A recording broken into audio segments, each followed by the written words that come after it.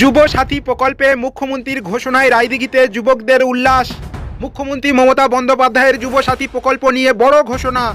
আগামী 15ই ফেব্রুয়ারি থেকে প্রকল্পের ফর্ম বিতরণ শুরু হবে এবং 1 এপ্রিল থেকে মাধ্যমিক পাস বেকার যুবকদের মাসিক ভাতা দেওয়া হবে। এমন ঘোষণায় মঙ্গলবার রায়দিঘি জুড়ে খুশির হাওয়া।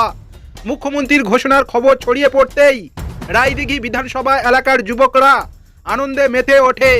এলাকার টোটো চালক, অটো চালক ও সাধারণ মানুষদের মিষ্টি মুখ করিয়ে আনন্দ ভাগ করে নেন যুবকরা। এদিন মথুরাপুর 2 নম্বর ব্লক অফিসের সামনে জমায়েত হয়ে যুবকরা আনন্দ প্রকাশ করে। পরে একটি পথর্যালিও আয়োজন করা হয়। এই কর্মসূচিতে যুবকদের সঙ্গে নেতৃত্ব দেন মথুরাপুর 2 নম্বর ব্লকের যুব নেতা উদয় হালদার। যুবকদের বক্তব্য, এই যুব সাথী প্রকল্পে চাকরির সঙ্গে তুলনা করা না গেলেও 21 থেকে 40 বছর বয়সী মাধ্যমিক পাস বেকার যুবকদের জন্য এই মাসিক 1,500 টাকা বড় সহায়তা হয়ে উঠবে। ফর্ম ফিল আপ, বিভিন্ন জায়গায় চাকরির ইন্টারভিউ দিতে যাওয়া বা প্রস্তুতির খরচ চালাতে এই টাকা বিশেষভাবে উপকার আসবে বলে মত তাদের।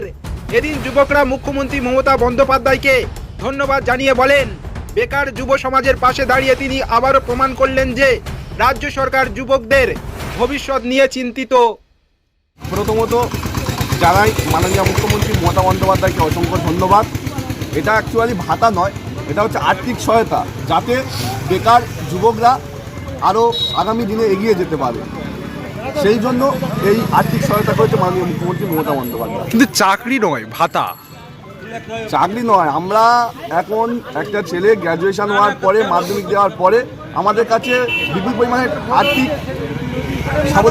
স্বাবলম্বী আমরা নয়, সেহেতু মমতা বন্দ্যোপাধ্যায় তার মস্তিষ্কপ্রসূত এই ঘোষণা হচ্ছে কি যাতে 1,500 টাকা দিলে একটা ছেলে কম্পিটিটিভ পড়তে পারে। তার যে ফর্ম ফিল আপ, যত সামান্য এই যে সাহায্য, এতে আমরাই খুশি। দাদা, আপনার বয়স কত? আমার বয়স 33। আজকের কি কারণে এত আনন্দ? অ্যাকচুয়াল আজকেকার এই যে ছোটোখাটো সমাবেশ, পশ্চিমবঙ্গের মাননীয় মুখ্যমন্ত্রী মমতা বন্দ্যোপাধ্যায় আমাদের মতো যুবক যারা বর্তমানে শিক্ষিত হয়েও চাকরি পায়নি, তাদের জন্য যে একটা যুব সাথী প্রকল্প চালু করেছে, এই যুব সাথী প্রকল্পের জন্য আমাদের এত উচ্ছ্বাস। প্রথমত আপনাকে ধন্যবাদ, খুব সুন্দর প্রশ্ন একটা করেছেন আপনি। দেখুন, 1,500 টাকা আর একটা চাকরি সাবস্টিটিউট কোনো সময় হতে পারে। চাকরি পাওয়ার জন্য যে কম্পিটিটিভ এক্সাম আমরা দিচ্ছি, ঠিক আছে, সেগুলোতে এই 1,500 টাকাটা সাহায্য করবে। যেমন ধরুন, আমি যেখানে কোচিং করতে যাচ্ছি, ঠিক আছে, সেখানে টিউশন নেওয়ার জন্য আমাকে একটা মান্থলি ফিস পে করতে হবে। তো আমাদের মুখ্যমন্ত্রী সেই কথা চিন্তাভাবনা করে আমাদেরকে সাহায্য সহযোগিতা করছে, যাতে আমরা অ্যাটলিস্ট কম্পিটিটিভ এক্সামটা ভালোভাবে দিতে পারি এবং তার জন্য প্রিপারেশনটা ভালোভাবে নিতে পারি। কত তারিখ থেকে ভাতা চালু হবে? এটা 1 এপ্রিল থেকে আমরা পাবো, আর 15 তারিখ থেকে অ্যাপ্লিকেশান শুরু। দেখুন, গত যে বাংলার ভোট অফ অ্যাকাউন্ট বাজেট হয়েছিল, সেই বাজেটে আপনারা দেখেছিলেন যে মাননীয় মুখ্যমন্ত্রী মমতা ব্যানার্জি লক্ষ্মীর ভাণ্ডার, কৃষক ভাতা সহ সিভিক ভলেন্টিয়ার্স, আশা, আইসিডিএস, পার্শ্ব শিক্ষক সবাইয়ের কিন্তু ভাতা বাড়িয়েছিল।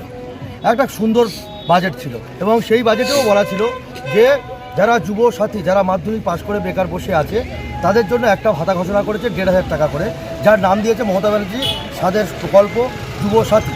সেই যুব সাথী আজকের মাননীয় মুখ্যমন্ত্রী মমতা ব্যানার্জি কিছুটা সংশোধন করে তিনি বলেছেন যে আগামী 15 তারিখ থেকে আমাদের সমস্ত বাংলার যারা মাধ্যমিক পাশ উচ্চ ছেলেরা যারা বেকার বসে আছে, যারা কিছু করে না, তাদেরকে আজকের 15 তারিখ থেকে ফর্ম জমা নেওয়া হবে এবং 1 এপ্রিল থেকে তাদের ভাতা চালু করে দেওয়া হবে, আজকের ঘোষণা করে দিয়েছে।